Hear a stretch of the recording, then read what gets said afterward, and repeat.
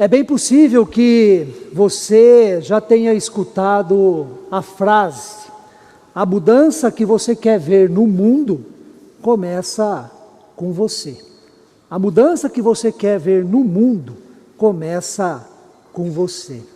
Esta frase tem a sua parcela de verdade, porque se queremos um mundo melhor, se queremos mudança, se queremos que determinadas situações à nossa volta sejam diferentes, melhores, então precisamos contribuir, precisamos participar, precisamos agir, fazer a nossa parte, dar a nossa colaboração.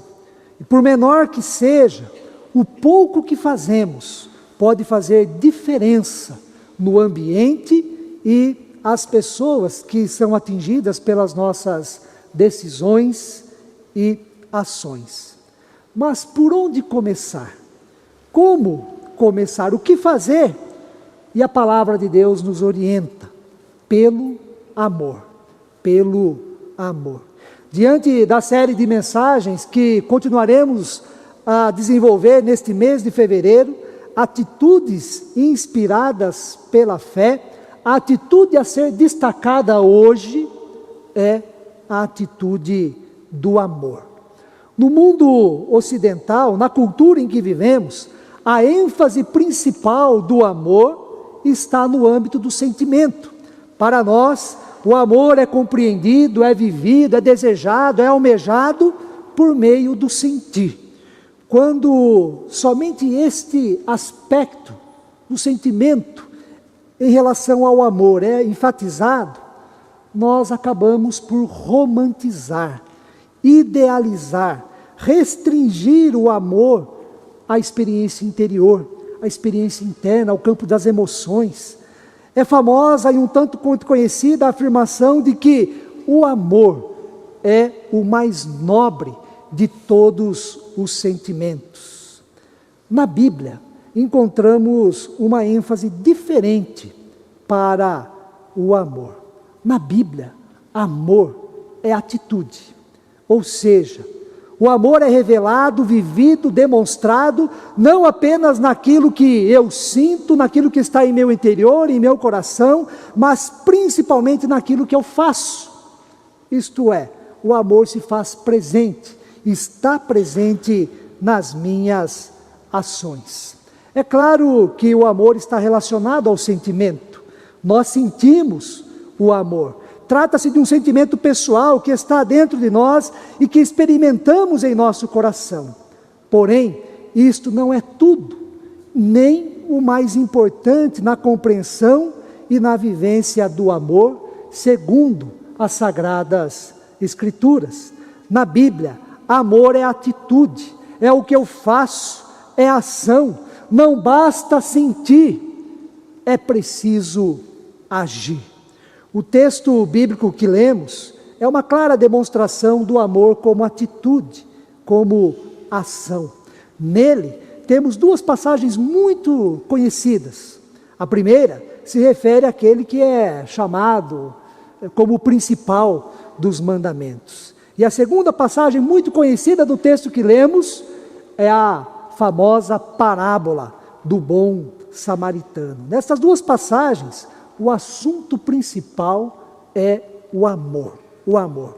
Embora a parte do sentimento esteja presente, mais importante e decisivo é a prática do amor no texto sagrado. Em Lucas 10, no versículo número 27, nós temos a citação de Deuteronômio 6, o versículo 5, e a de Levíticos, no capítulo 19, versículo 18, cujo conteúdo caracteriza o principal de todos os mandamentos. E o principal de todos os mandamentos aponta para o amor em três direções, em três perspectivas, que nos toma e nos envolve por completo, enquanto pessoas, enquanto criaturas, enquanto filhos e filhas de Deus. A primeira perspectiva, a primeira direção do amor é para o alto.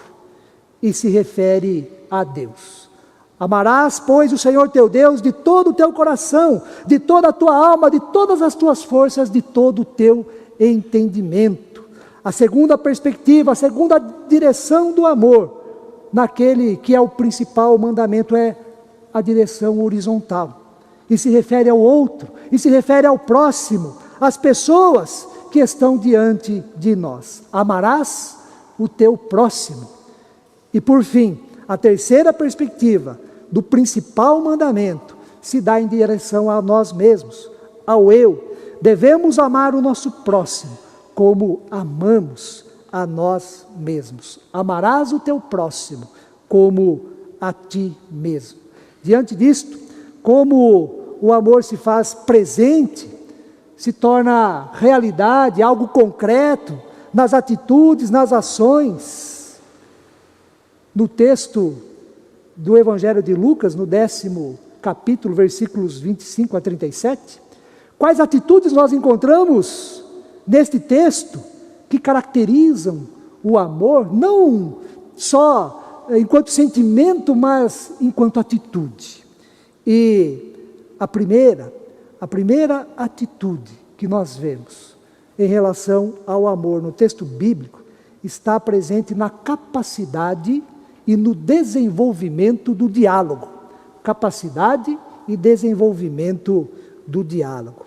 Pode parecer simples, mas o amor no sentido bíblico pode e deve ser praticado, demonstrado pelo diálogo. Não qualquer diálogo, mas o diálogo saudável, construtivo, respeitoso, diálogo que resulte em vida, em libertação, em paz e alegria, que nos faz experimentar um pouco do que é a vida eterna. Esta é a atitude de Jesus na demonstração do amor para com o intérprete da lei. Lucas, no 10º capítulo, versículo 25, nos diz que certo homem, estudioso e intérprete da lei, alguém que conhecia muito bem o Pentateuco, os 5 primeiros livros da Bíblia hebraica, se dirigiu até Jesus e perguntou: Mestre, que farei para herdar a vida eterna? A intenção deste homem era fazer o mal. Ele queria pôr Jesus à prova, como nos diz o texto. Queria testar Jesus e encontrar um motivo para prejudicá-lo, denegri-lo, difamá-lo perante as outras pessoas, perante o povo. Jesus nunca se deu bem com os intérpretes da lei, com os fariseus e com os sacerdotes em seu ministério. Ele sabia que não podia confiar nestas pessoas e que nada de bom vinha da parte deles em relação a Jesus e ao seu ministério. Mas mesmo assim, Jesus não se fecha, Jesus não ignora o intérprete da lei, ou então deixa de conversar com ele. Pelo contrário, ele dá abertura, ele dá condições, ele desenvolve um diálogo respeitoso, construtivo, libertador, pois o assunto é a vida eterna. O assunto é a vida eterna. Mestre, que farei para herdar a vida eterna? O que devo fazer? Como devo agir para herdar a vida eterna? Esta é a pergunta inicial do intérprete da lei e que permeia toda a conversa, todo o diálogo que se desenrolará a partir desta pergunta. Por meio do diálogo, Jesus demonstra amor a quem deseja prejudicá-lo. Por meio do diálogo, dessa ação concreta, algo comum e simples a todos nós, Jesus demonstra amor a quem deseja prejudicá-lo. Jesus, então, responde com outra pergunta, conforme o texto bíblico. O que está escrito na lei? Como o interpretas? Jesus não é bobo. Ele sabe que o intérprete da lei, por ser um intérprete da lei, conhece a resposta. E o intérprete da lei, mostrando então todo o seu conhecimento, fruto de anos e anos de estudo das Escrituras, responde citando Deuteronômio, o capítulo 6, versículo 5, e citando também Levíticos 19, 18. Ou seja, o amor nas três perspectivas, nas três direções da vida humana. O que fazer para herdar a vida eterna? Amar a Deus, amar o próximo e também nos amar. E o amor que nós temos como base em relação a nós mesmos, isso nós também agimos em conformidade com o próximo. E o diálogo continua. Jesus elogia, Jesus dá os parabéns pela resposta dada, pela resposta assertiva, correta, e incentiva o intérprete da lei. Bom, já que você sabe, faze isto e viverás. Isto é, ame a Deus de todo o seu coração, de toda a tua alma, de todo as tuas forças, de todo o teu entendimento. Ame o próximo como você ama a você mesmo. Faze isto e viverás. E ainda com má intenção em seu coração, com o desejo de fazer o mal, de prejudicar Jesus, o intérprete da lei pergunta: quem é o meu próximo? E o diálogo continua. E o diálogo continua. E Jesus dá continuidade a este diálogo, contando a parábola do samaritano, ou do bom samaritano, como nós a conhecemos. Com Jesus, nós vemos que o diálogo construtivo, o diálogo honesto, e que evidencia a vontade de Deus, é uma forma de mostrar e praticar o amor. Em nossos dias, a impressão é de que as pessoas estão cada vez mais com dificuldades em dialogar. As pessoas estão cada vez mais com dificuldades em dialogar. Está cada vez mais difícil um diálogo saudável, construtivo, respeitoso, fundamentado naquilo que é a vontade de Deus e naquilo que é essencial à vida de todos nós.